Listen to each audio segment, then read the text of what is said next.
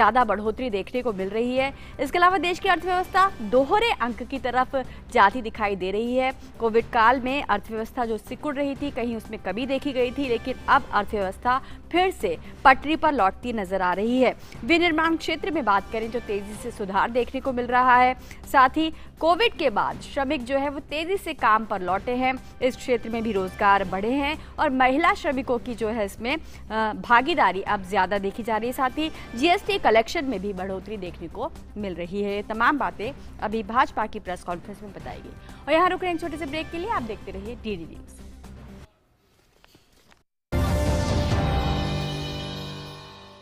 देखिए, आपके घर की एक एक दीवार चीख चीख कर कह रही है कि अच्छी सीमेंट क्यों नहीं लगाई। अगर वंडर सीमेंट लगाते तो दीवारें इतनी मजबूत होती कि आपके घर की दीवारों में बिल्कुल दरारें नहीं पड़ती। वंडर सीमेंट, जब भी आए भला कर जाए।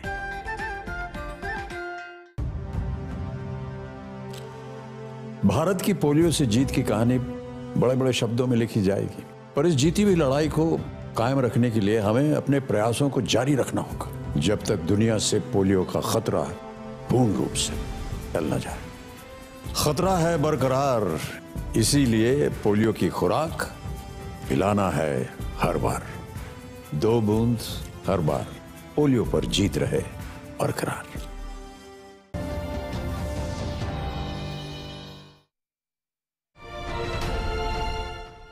डिजिटल इंडिया यानी सबको अवसर, सबको सुविधा, सबकी भागीदारी। डिजिटल इंडिया यानी सरकारी तंत्र तक हर किसी की पहुंच। डिजिटल इंडिया यानी पारदर्शी, भेदभाव रहित व्यवस्था और भ्रष्टाचार पर चोट। डिजिटल इंडिया यानी समय, श्रम और धन की बचत। ब्रेक के बाद मिड डे प्राइम में आपका स्वागत है और सबसे पहले बड़ी खबरों पर नजर डालते हैं।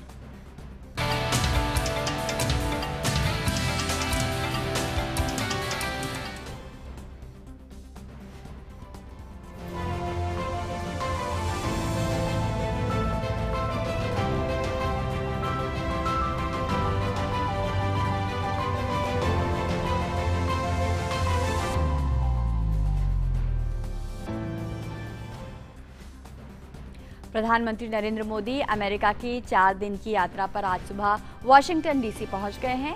भारी बरसात के बावजूद भारतीय समुदाय के सैकड़ों सदस्य प्रधानमंत्री की अगवानी के लिए हवाई अड्डे पर मौजूद थे। अमेरिका यात्रा के दौरान प्रधानमंत्री मोदी संयुक्त राष्ट्र महासभा को संबोधित करेंगे और क्वाड शिखर सम्मेलन में भाग लेंगे। पीएम मोदी व्हाइट हाउस में अमेरिका के राष्ट्रपति जो बाइडेन के साथ द्विपक्षीय वार्ता करेंगे। ऑस्ट्रेलिया के प्रधानमंत्री स्कॉट मॉरिसन और जापान के प्रधानमंत्री योशिहिदे सुगा के साथ भी उनकी द्विपक्षीय वार्ता होगी। अमेरिका की उपराष्ट्रपति कमला हैरिस के साथ बातचीत में दोनों नेता विज्ञान और प्रौद्योगिकी क्षेत्र में सहयोग की संभावनाएं तलाशेंगे। पीएम मोदी आज अमेरिकी कंपनियों के वरिष्ठ मुख्य कार्यकारी अधिकारियों के साथ बातचीत भी करेंगे।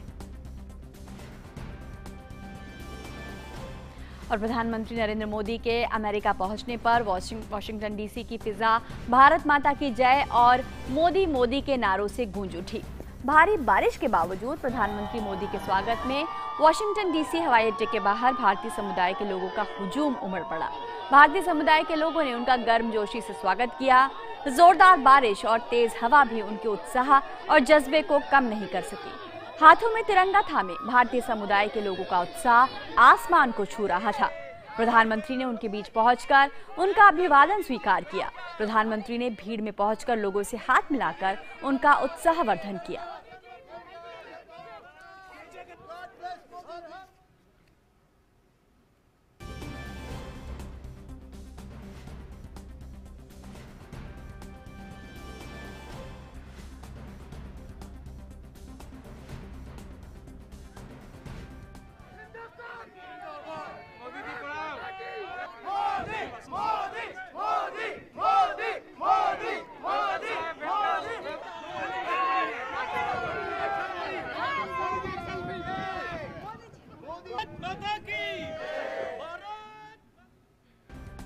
प्रधानमंत्री नरेंद्र मोदी वाशिंगटन में Qualcomm, adobe, first solar, general Atomics और ब्लैकस्टोन जैसी बड़ी अमेरिकी कंपनियों के वरिष्ठ मुख्य कार्यकारी अधिकारियों के साथ मुलाकात करेंगे। ये कंपनियां प्रौद्योगिकी, नवीकरणीय ऊर्जा, सॉफ्टवेयर, ड्रोन और निवेश कोष के क्षेत्र का प्रतिनिधित्व करती हैं। प्रधानमंत्री क्वालकॉम के सीईओ क्रिस्टियानो आर अमोन से मुलाकात करेंगे। क्वालकॉम दुनिया की बड़ी वायरलेस टेक्नोलॉजी इनोवेटर कंपनी है। क्वालकॉम की इनोवेशंस ने दुनिया में गणना करने और संचार के तौर पर तरीकों को बदल दिया है। इसके पोर्टफोलियो में processor, modem, platform, RF system और कनेक्टिविटी से जुड़े उत्पाद शामिल हैं। प्रधानमंत्री एडोब के चेयरमैन शांतनु नारायण से भी मुलाकात करेंगे। एडोब एक मल्टीनेशनल कंप्यूटर सॉफ्टवेयर कंपनी है। एडोब ने पीडीएफ के आविष्कार के साथ पेपर टू डिजिटल परिवर्तन का बड़ा काम किया है। पीएम मोदी फर्स्ट सोलर के सीईओ मार्क विडमर के साथ भी बातचीत करेंगे। फर्स्ट सोलर ने दुनिया के कई बड़े grid connective PV power plant विकसित, वित्त पोषित, निर्मित और संचालित किए हैं। कंपनी सोलर पैनल उत्पादन के क्षेत्र में भी मशहूर है और इसके पास utility scale PV power plant और संबंधित सेवाओं के उत्पादन में विशेषज्ञता मौजूद है। प्रधानमंत्री जनरल एटॉमिक्स के सीईओ विवेक लाल से मुलाकात करेंगे। जनरल एटॉमिक्स एक रक्षा प्रौद्योगिकी कंपनी है। जीए एरोनॉटिकल सिस्टम मानव रहित विमानों का निर्माण करती है और electro optical, radar, signal intelligence और स्वचालित हवाई निगरानी प्रणाली तैयार करती है। जीए का electromagnetic system division US navy satellite surveillance, electromagnetic rail gun, high power laser, hyper velocity projectile और पावर कन्वर्जन सिस्टम के लिए इलेक्ट्रोमैग्नेटिक एयरक्राफ्ट लॉन्च और रिकवरी सिस्टम का उत्पादन करता है। प्रधानमंत्री ब्लैकस्टोन के सीईओ स्टीफन ए श्वार्ज़मैन से भी मुलाकात करेंगे। ब्लैकस्टोन दुनिया की बड़ी निवेश फर्मों में से एक है। कंपनी करीब $684 बिलियन कीमत की परिसंपत्तियों का प्रबंधन करती है। श्वार्ज़मैन 1985 में ब्लैकस्टोन की स्थापना के बाद से कंपनी से जुड़े रहे हैं।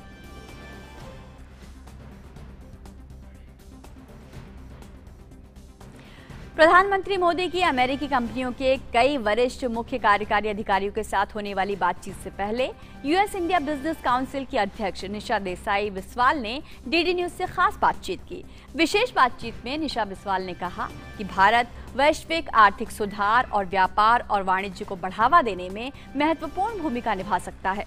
साथ ही उन्होंने कोविड महामारी के बावजूद भारत के एफडीआई में रिकॉर्ड वृद्धि दर्ज करने की सराहना की।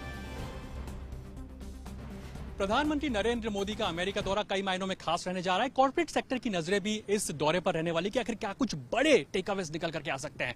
बिजनेस और व्यापार जगत की क्या कुछ उम्मीदें, इस पर जानकारी के लिए, समझने के लिए हमारे साथ मौजूद हैं यूएसआईबीसी की president Nisha Biswal. Nisha, thank you so much for joining us on Doordarshan network.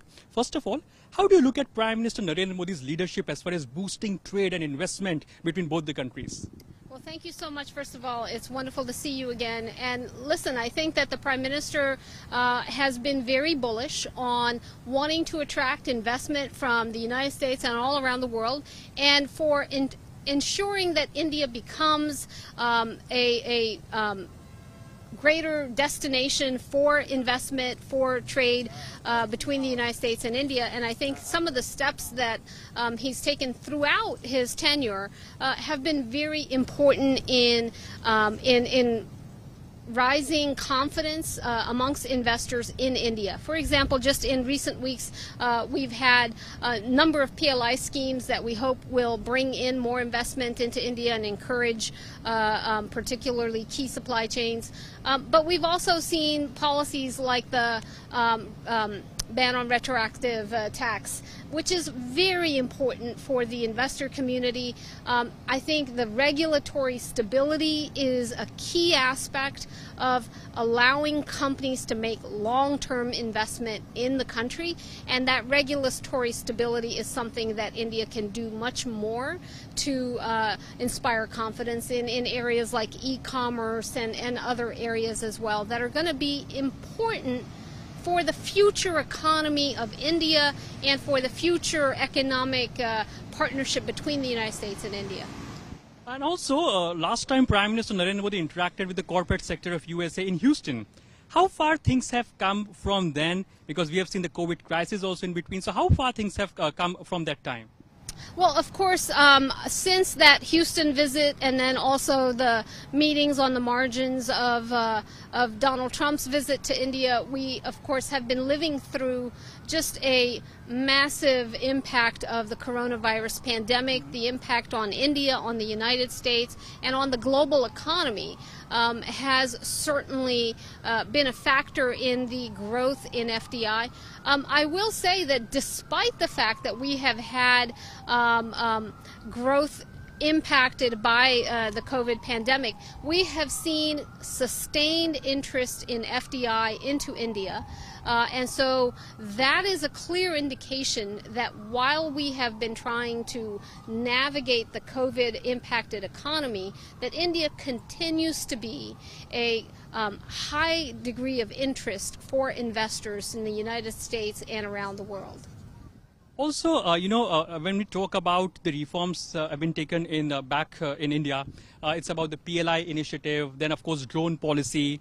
Do you think these things will attract the American investor, or what more needs to be done as far as attracting investment for Atmanirbhar Bharat and also for the American corporate sector, so that each policy complement each other? Well, look, I think, you have Atmanirbhar Bharat in India, you have Made in America in the United States, all as an effort to drive manufacturing, to create jobs, and to really ensure that the benefits of global trade and economic partnership are inclusive and flow to the people and the workers of both nations. But what I will say is we live in an era of global trade and global supply chains. And so what we need to do is make sure that these policies are also consistent with and enable a greater intersect with global trade and global supply chains. India is not only a consequential market in and of itself, but India, with its incredible labor pool and talent, can be a driver for global trade and commerce. And I would like to see that manufacturing in India becomes a way of supplying that global demand. And I think that that's where the trade policies between our two countries, where things like a bilateral investment treaty can help India to take its rightful place in the global economy. And India, I think, has a very bright future if it can do that. My last question to you, Nisha, that Prime Minister Narendra Modi will also be holding bilaterals with Kamala Harris or Joe Biden. How are you looking at the chemistry between both the leaders? What does this meeting holds for the corporate sector of both the countries, US and India? Well, look, I think that the Prime Minister and President Biden have a relationship that goes years back. They have met in the past as well, both when President Biden was the Vice President, and they have a warm relationship. But they are also very pragmatic leaders who know that for the ambitious agenda that they have for their own nations and for the world, that they are very consequential partners, right? Each country and each leader needs the other to achieve success in their ambitions and their agenda. So I think that that makes for a very important relationship between the United States and India. And of course, it will be an opportunity for the Vice President also to develop her own ties with Prime Minister and with the Indian government, and we look forward to that as well. Thank you so much Nisha for talking to Doordarshan news. तो निशा बिस्वाल साफ तौर पर बताते हुए कि भारत और America के रिश्ते यहाँ पे और भी प्रगाढ़ होते हुए दिखाई देंगे, जिसमें निवेश को भी ज्यादा से ज्यादा आकर्षित करने पर फोकस रहता हुआ दिखाई देगा। कैमरा पर्सन स्मृति रंजन के साथ अरुण शर्मा, दूरदर्शन न्यूज, वॉशिंगटन। और प्रधानमंत्री नरेंद्र मोदी ने वीडियो कॉन्फ्रेंस के माध्यम से वैश्विक कोविड-19 सम्मेलन को संबोधित किया। सम्मेलन में अपने संबोधन में पीएम ने कहा कि भारत ने हमेशा मानवता को एक परिवार के रूप में देखा है। भारत के फार्मास्यूटिकल उद्योग ने लागत प्रभावी डायग्नोस्टिक किट, दवाएं, चिकित्सा उपकरण और पीपीई किट का उत्पादन किया है। जो कई विकासशील देशों को किफायती विकल्प प्रदान कर रहे हैं। इसी सम्मेलन को संबोधित करते हुए अमेरिकी राष्ट्रपति जो बाइडेन ने घोषणा की कि अमेरिका दुनिया भर के निम्न और मध्यम आय वाले देशों को दान करने के लिए फाइजर के कोविड-19 वैक्सीन की खुराक की खरीद को दोगुना कर रहा है। India stand ready to work with the world to end the pandemic.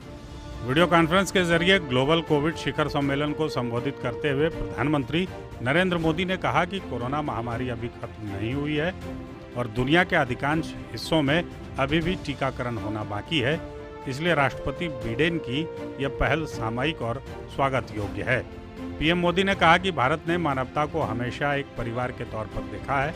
इसी मंत्र के तहत भारत ने अपनी कोरोना वैक्सीन को 95 देशों समेत शांति रक्षकों के साथ साझा किया। उन्होंने कहा कि भारत नए टीकों के विकास के साथ उत्पादन क्षमता भी बढ़ा रहा है, जिससे भारत दूसरों को वैक्सीन की आपूर्ति फिर से शुरू करने में सक्षम होगा। इसके लिए कच्चे माल की सप्लाई चेन को खुला रखना होगा।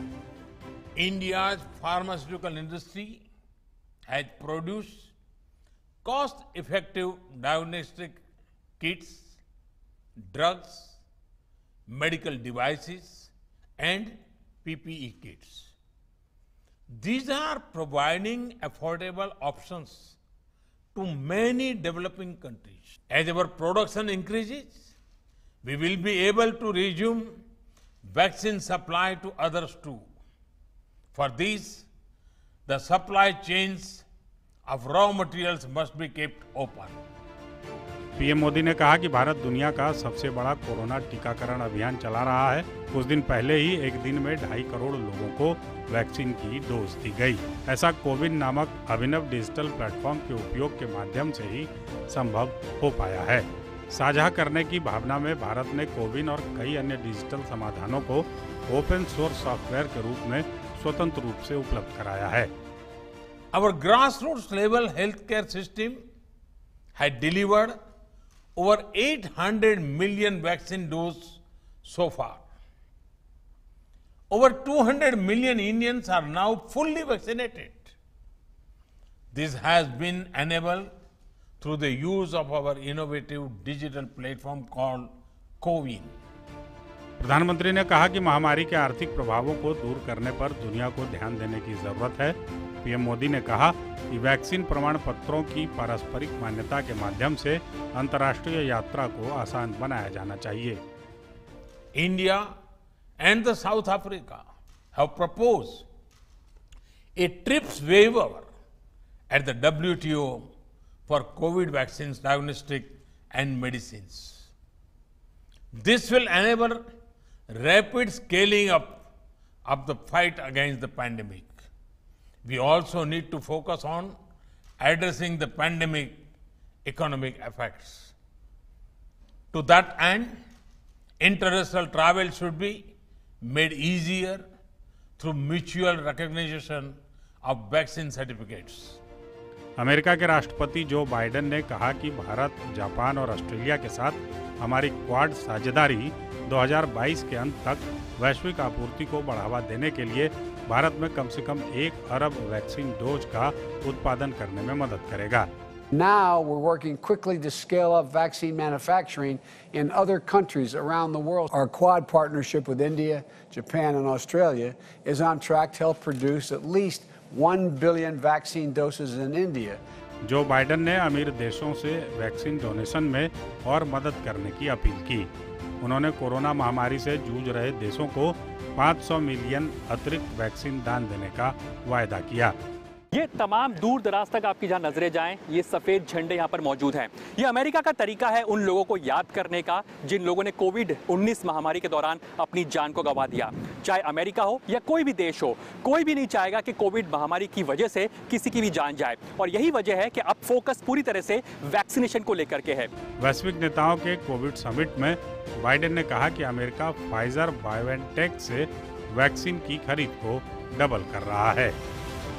भारत की जो मैन्युफैक्चरिंग कैपेसिटीज़ है, कैपेबिलिटीज़ हैं, ये इस बात का सबूत है कि भारत का वर्चस्व काफ़ी बड़ा है वैक्सीनेशन को लेकर के। और शायद यही वजह है कि क्वाड की बैठक हो या फिर ग्लोबल कोविड वैक्सीनेशन समिट हो, इसमें वैक्सीनेशन को लेकर के खासी तरजीह दी जाने वाली है। और शायद यही वजह है कि भारत ने जिस तरह से अपनी ताकत का प्रदर्शन किया है वैक्सीनेशन को लेकर के, भारत का एक्सपीरियंस यानी कि तजुर्बा भी काफ़ी ज़्यादा काम आएगा। और क्वाड की बैठक के अंदर भी वैक्सीनेशन जैसा मुद्दा काफ़ी गरमाया रहेगा, ताकि हम लोग एक बेहतर कल को बना सके, ज़्यादा से ज़्यादा लोगों को वैक्सीनेट करके।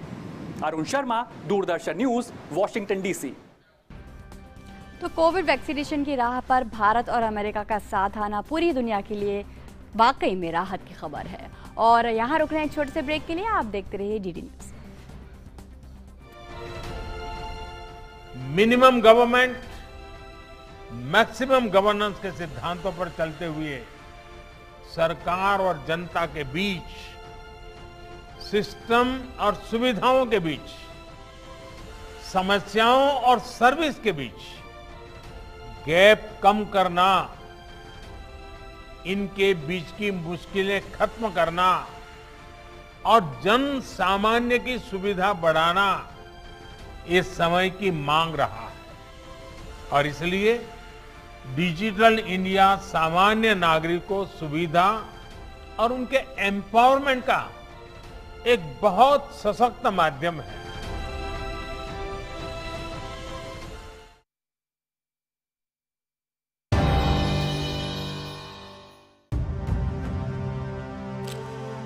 भारत की पोलियो से जीत की कहानी बड़े बड़े शब्दों में लिखी जाएगी, पर इस जीती हुई लड़ाई को कायम रखने के लिए हमें अपने प्रयासों को जारी रखना होगा, जब तक दुनिया से पोलियो का खतरा पूर्ण रूप से टल न जाए। खतरा है बरकरार, इसीलिए पोलियो की खुराक पिलाना है हर बार। 2 बूंद हर बार, पोलियो पर जीत रहे बरकरार।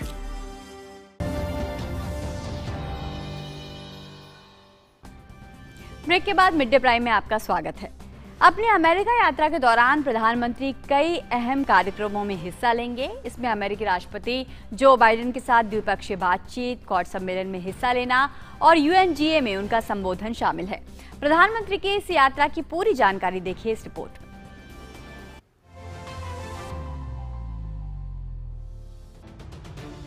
प्रधानमंत्री नरेंद्र मोदी अपने 3 दिन के दौरे के लिए अमेरिका पहुंच गए हैं। भारतीय समय अनुसार गुरुवार सुबह प्रधानमंत्री नरेंद्र मोदी वॉशिंगटन पहुंचे।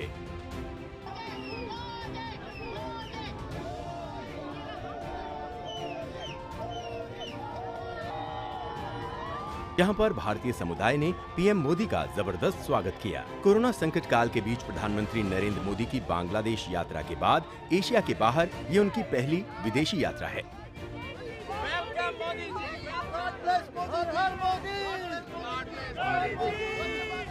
I'm here to see my beloved Prime Minister, Mr. Modi. We are so excited. We don't mind staying in the rain. It is very instrumental in bringing US-India ties much more stronger. Only he is the leader who can solve the situations in the world. प्रधानमंत्री Narendra Modi America की यात्रा के दौरान कई अहम बैठकों में शामिल होंगे, जिसमें प्रमुख रूप से अमेरिकी राष्ट्रपति जो बाइडेन से उनकी मुलाकात शामिल है। ये कंटिन्यूएशन इस साल जब प्रेसिडेंट बाइडेन ने यहाँ चार्ज संभाला तो पहले 100 डेज में ही हमारी इंटेंसिव इंटरेक्शन यूनाइटेड स्टेट्स के साथ हुई। 3 बारी प्रधानमंत्री जी और उन्होंने टेलीफोन पे बात करी। 2 इम्पॉर्टेंट वर्चुअल समिट्स हुई थी, दोनों में ही प्रधानमंत्री जी एक महत्वपूर्ण रोल प्ले किया उन्होंने। उसके बाद कैबिनेट मिनिस्टर्स की एक्सचेंज हुई, लेकिन कोविड के कारण बहुत ज़्यादा विजिट्स नहीं हो पाई। ये विजिट कहीं पहले और हो जाती, लेकिन द वेरी फैक्ट ड्यूरिंग ये डिफिकल्ट टाइम में भी ये विजिट हो रहा है।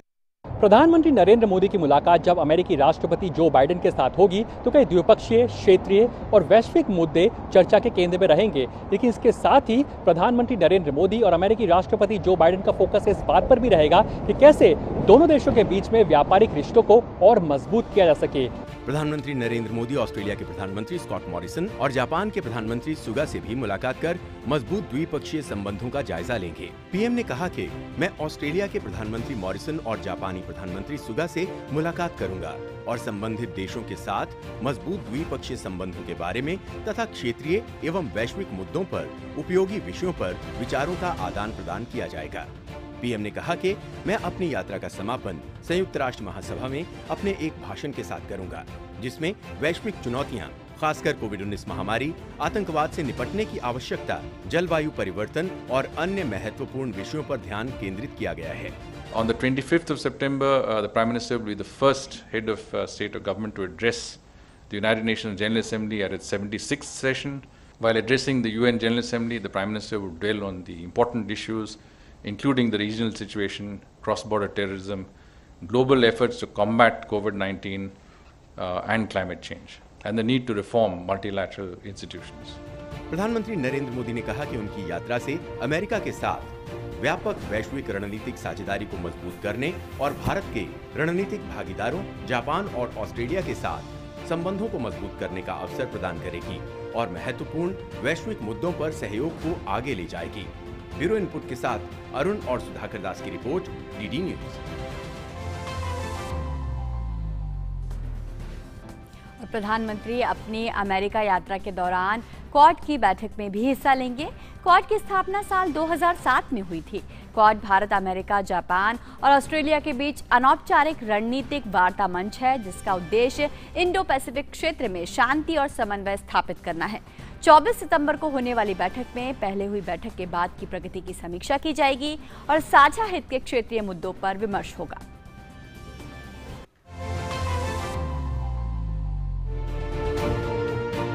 प्रधानमंत्री नरेंद्र मोदी अपनी अमेरिका यात्रा में पहली बार व्यक्तिगत रूप से उपस्थिति के साथ हो रहे क्वाड सम्मेलन में भी शिरकत करेंगे। क्वाड सम्मेलन में पीएम मोदी के अलावा अमेरिका के राष्ट्रपति जो बाइडेन, जापान और ऑस्ट्रेलिया के प्रधानमंत्री शिरकत करेंगे।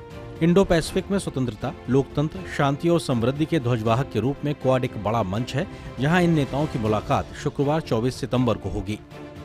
प्रधानमंत्री नरेंद्र मोदी ने अपनी यात्रा से पहले एक वक्तव्य जारी किया है, जिसमें पीएम मोदी ने लिखा है कि मैं राष्ट्रपति बाइडेन, ऑस्ट्रेलिया के प्रधानमंत्री स्कॉट मॉरिसन और जापान के प्रधानमंत्री योशिहिदे सुगा के साथ व्यक्तिगत रूप से पहले क्वाड नेता शिखर सम्मेलन में हिस्सा लूंगा।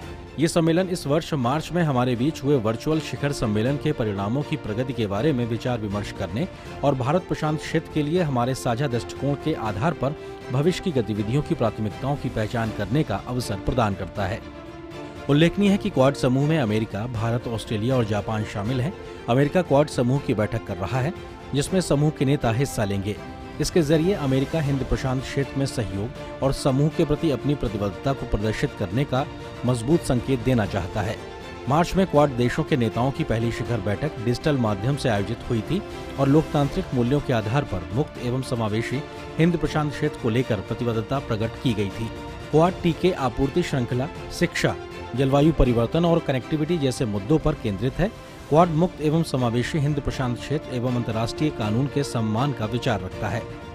जिन क्षेत्रों में क्वाड अपने सहयोग और समन्वय को आगे बढ़ाना चाहता है, उस पर स्पष्ट संकेत है। व्यक्तिगत शिखर सम्मेलन पर व्हाइट हाउस के एक बयान के अनुसार कोविड-19 का मुकाबला करने जैसे क्षेत्रों में सहयोग बढ़ाना होगा, जलवायु संकट को संबोधित करना होगा, उभरती प्रौद्योगिकियों और साइबर स्पेस पर साझेदारी को आगे बढ़ाना होगा, एक स्वतंत्र और खुले इंडो पैसिफिक को बढ़ावा देना होगा। इसमें 3-4 मुद्दे हैं जिसपे काफ़ी स्ट्रॉन्ग कोऑपरेशन और पार्टनरशिप होगी। पहला वैक्सीन्स का है। आपने ऑलरेडी सुना है कि चारों कंट्रीज अपनी जो स्ट्रेंथ है उसको पूल टुगेदर कर रही हैं। यूनाइटेड स्टेट्स टेक्नोलॉजी दे रहा है, जापान फाइनेंस कर रहा है और ऑस्ट्रेलिया अपनी लिफ्ट पावर दे रहा है, और इंडिया जो प्रोडक्शन कैपेबिलिटी में और कैपेसिटी में बहुत स्ट्रॉन्ग है वो मैन्युफैक्चर करेगा। सो उसी तरह से डिजिटल और फ्यूचर टेक्नोलॉजीज में वो सेकंड पहलू है। और थर्ड इज़ क्लाइमेट चेंज। जैसे मैंने आपको पहले कहा कि चारों लीडर्स कमिटेड हैं एंड इसमें भी बहुत पोटेंशियल है इन्वेस्टमेंट्स का, और चारों इकट्ठे होके एक दूसरे की इसमें मदद करेंगे। ये तमाम एजेंडे स्पष्ट रूप से दिखाते हैं कि क्वाड तेजी से राष्ट्रों के एक समूह के रूप में आगे बढ़ रहा है, जो केवल इंडो पैसिफिक में सुरक्षा संबंधी मुद्दों पर केंद्रित है, लेकिन सभी एजेंडा आइटम सभी के लिए स्वतंत्रता, लोकतंत्र, शांति और समृद्धि को बढ़ावा देने के सामान्य लक्ष्य पर केंद्रित है। अरुण शर्मा की report, DD news.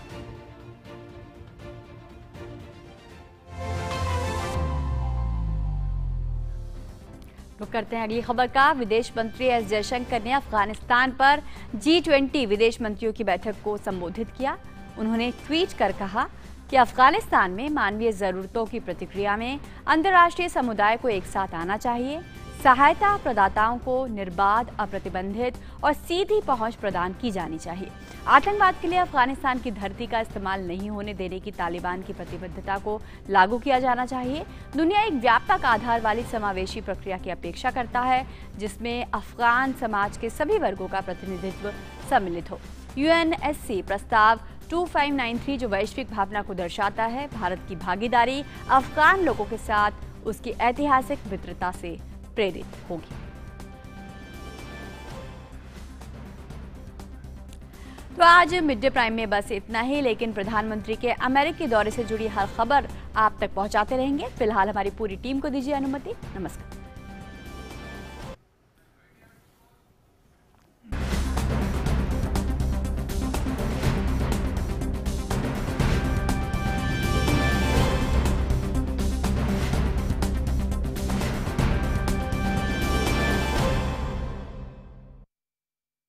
Mid day prime के प्रायोजक थे वेदांता, देश की जरूरत के लिए, आत्मनिर्भर भारत के लिए।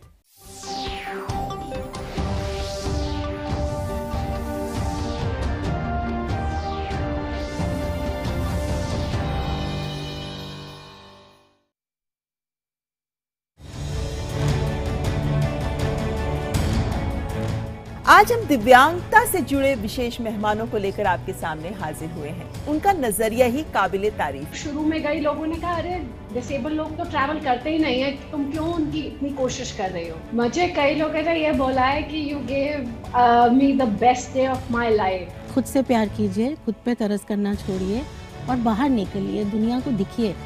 ये दुनिया ये समझती है आप एग्जिस्ट ही नहीं करती हैं, अपनी एग्जिस्टेंस बताइए। देखिए तेजस्विनी मेरे साथ 25 सितंबर शनिवार रात 9 बजे सिर्फ डीडी न्यूज पर।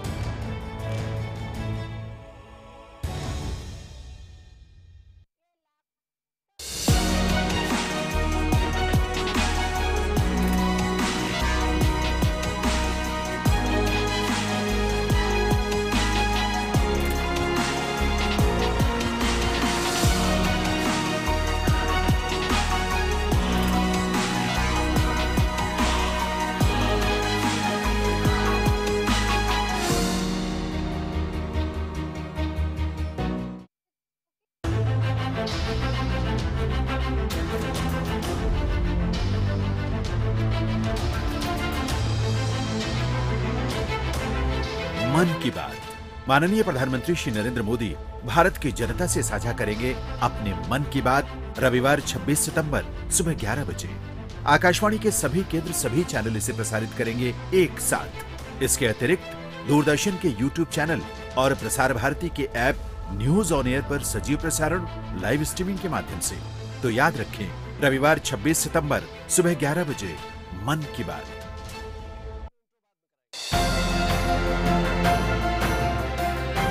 काम आपका है देश सेवा, भाव है समर्पण। डिजिटल इंडिया का जादुई मंत्र किया अर्पण, कर रहा देश जय घोष। सुशासन संकल्प हुआ संपूर्ण। डिजिटल इंडिया यानी तेजी से लाभ, पूरा लाभ। डिजिटल इंडिया यानी मिनिमम गवर्नमेंट, मैक्सिमम गवर्नमेंट। आत्मनिर्भर हो भारत, ये आपकी साधना। समस्याओं का घर बैठे निदान, ये है भावना। हम लोग को जाना पड़ता था उधर जंगल तरफ बात करने के लिए, और उधर भी नेटवर्क नहीं रहता था। कहाँ घूम के बात करते थे, और अभी तो नेटवर्क आ गया तो घर में ही बात करते हैं। घर का कोई परिवार बाहर में है, वो कब आ रहा है, जब आ भी रहा है तो कैसे आ रहा है, कहाँ पहुँचा, फिर ठीक है कि बीमार है उसको जानकारी लेते हैं। कोई एक्सीडेंट हो गया, कुछ भी हुआ तो हम लोग तुरंत खबर दे सकते हैं। चाहे किसी को बीमार पड़ जाते हैं तो डॉक्टर से भी हम लोग तुरंत बात कर सकते हैं। बच्चे बड़ी मतलब खुशी से देखते हैं क्योंकि यहाँ लगा हुआ है तो उसको एकदम मतलब देखते हैं ना तो उनकी जिज्ञासा बढ़ती है कि हम देख के ये पढ़ रहे हैं। प्रधान सेवक का प्रयास, जनता को जोड़ना। प्रशासन लिख रहा विकास की प्रस्तावना। अब नहीं वो भ्रष्टाचार, प्रशासन कर रहा श्रम। बिना भेदभाव की व्यवस्था, युवा कर रहा उद्यम। पारदर्शी कानून, सबको बराबरी देता मोबाइल फोन। डिजिटल इंडिया का नारा बन रहा हमारा जीवन मिशन।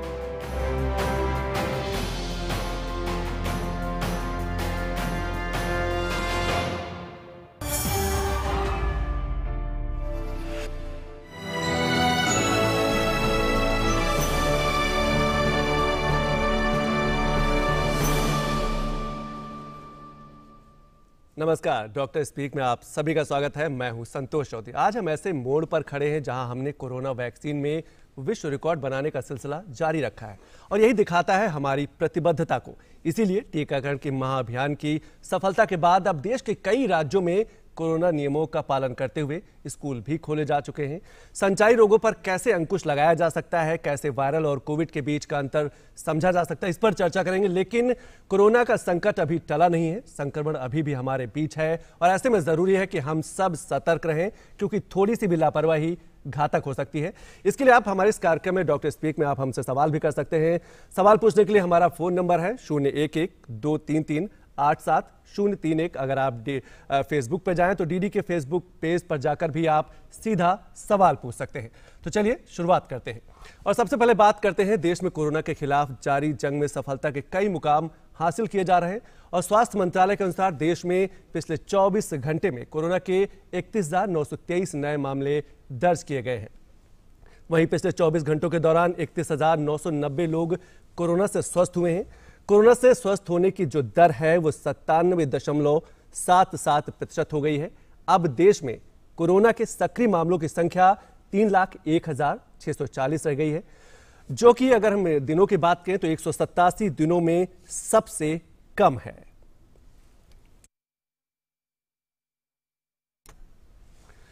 इसके साथ साथ देश भर में कोरोना के खिलाफ जारी जंग में टीकाकरण अभियान ने एक महत्वपूर्ण भूमिका निभाई है। इस पर अगर हम बात करें टीकाकरण अभियान को लेकर तो टीकाकरण अभियान देश के अलग अलग राज्यों, अलग अलग जिलों में व्यापक तौर पर उसको बढ़ोतरी दी गई, उसको बढ़ाया गया और यही नतीजा है कि स्वास्थ्य मंत्रालय के अनुसार अब तक 83 करोड़ 29 लाख से अधिक टीकों की खुराकें दी जा चुकी हैं। टीकाकरण अभियान के 250वें दिन 71,38,000 से अधिक टीके दिए गए हैं।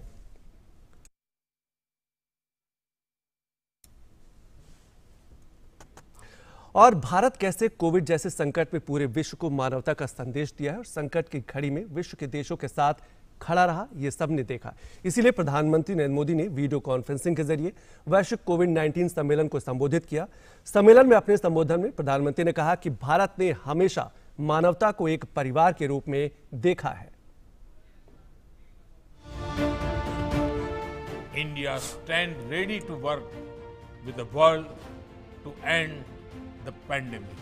वीडियो कॉन्फ्रेंस के जरिए ग्लोबल कोविड शिखर सम्मेलन को संबोधित करते हुए प्रधानमंत्री नरेंद्र मोदी ने कहा कि कोरोना महामारी अभी खत्म नहीं हुई है और दुनिया के अधिकांश हिस्सों में अभी भी टीकाकरण होना बाकी है। इसलिए राष्ट्रपति बिडेन की यह पहल सामयिक और स्वागत योग्य है। पीएम मोदी ने कहा कि भारत ने मानवता को हमेशा एक परिवार के तौर पर देखा है। इसी मंत्र के तहत भारत ने अपनी कोरोना वैक्सीन को 95 देशों समेत शांति रक्षकों के साथ साझा किया।